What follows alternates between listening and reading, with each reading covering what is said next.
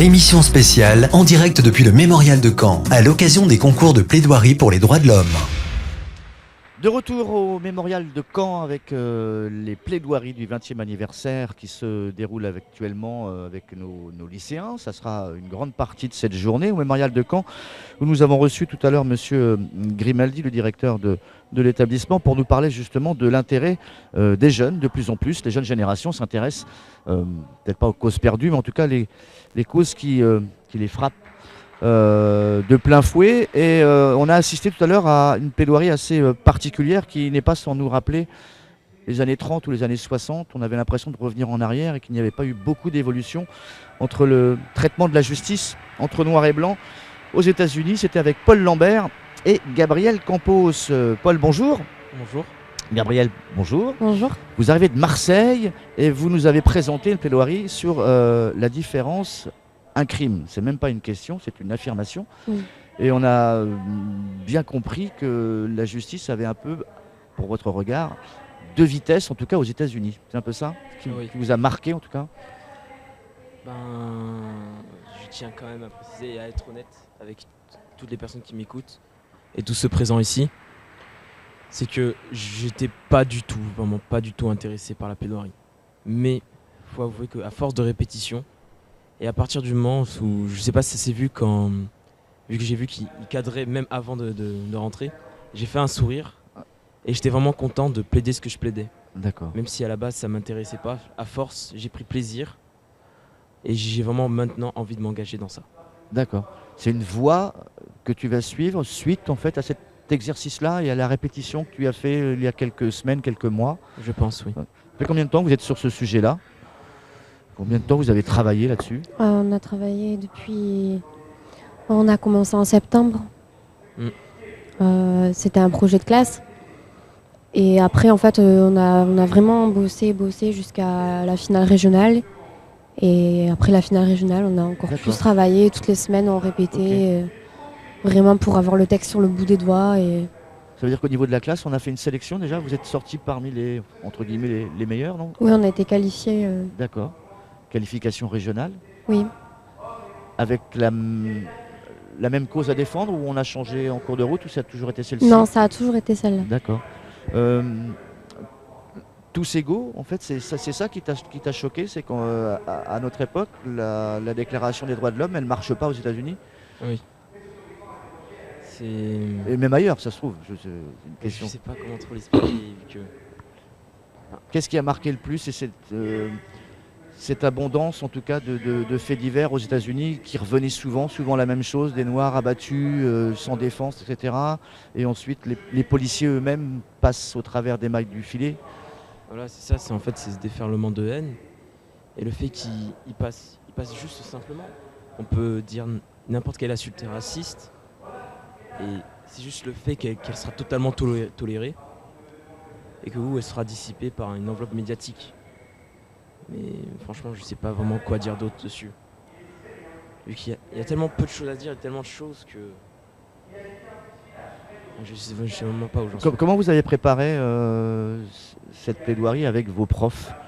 Est-ce que vous étiez réunis dans des heures particulières après les cours, etc.? Ça vous a obligé à bosser plus que d'autres?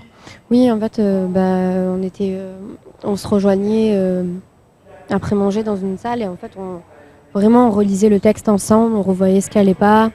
Et après, on s'entraînait à le dire, à l'apprendre. Vraiment, on finalisait, en fait, on faisait vraiment...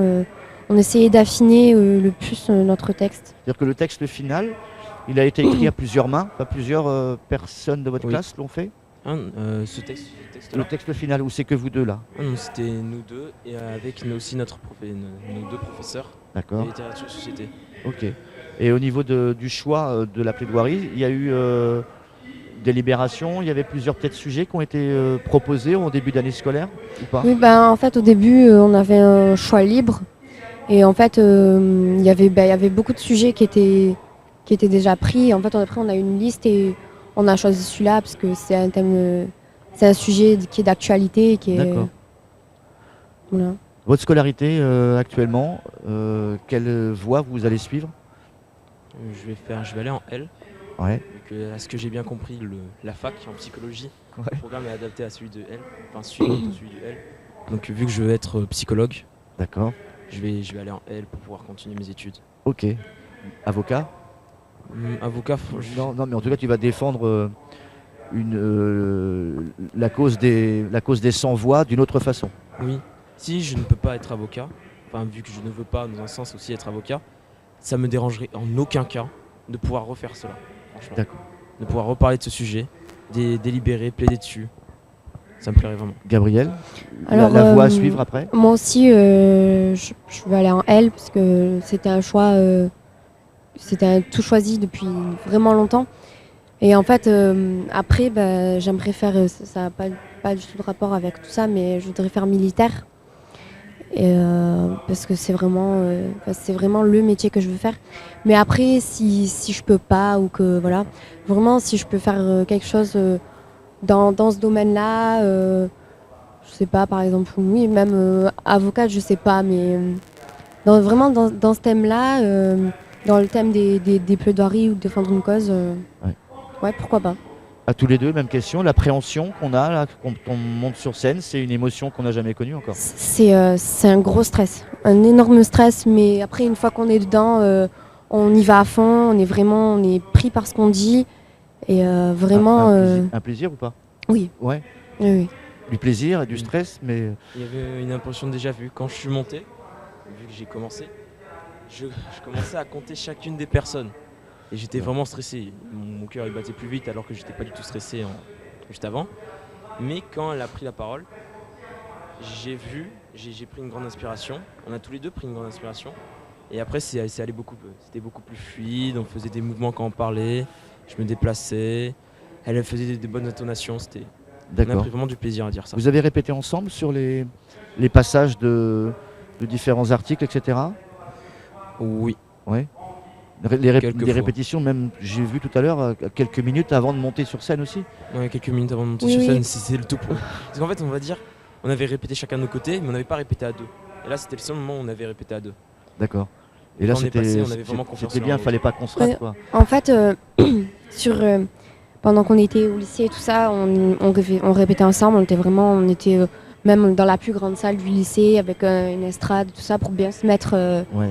pour bien s'imaginer le Dans la truc, quoi. configuration Oui. d'ici du mémorial. Et après, en fait, ici, on a eu on a eu un programme assez chargé, donc on n'a pas eu le temps de réviser ensemble. D'accord. Et du coup, là, c'était vraiment, enfin, pas au dernier moment, mais oui, c'était, on s'est mis dans un coin, on a répété pour être vraiment prêt, pour se dire c'est bon, on y va.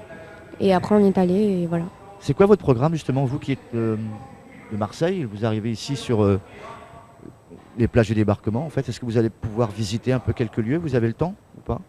Pour les visiter, oui, on va aller sur les plages de débarquement Ouais. pour les visiter. On a vu le musée de Caen. Enfin, je suis là, je sais pas c'est quoi le nom, mais je sais plus quoi d'autre.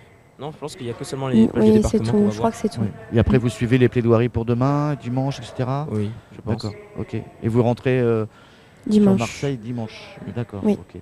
Merci d'avoir accepté notre invitation. Merci à De vous. rien. Paul et Gabriel, on vous souhaite le meilleur pour la suite de vos études Merci et de beaucoup. vos implications. Au revoir. Merci. Au revoir. Au revoir. À tout de suite.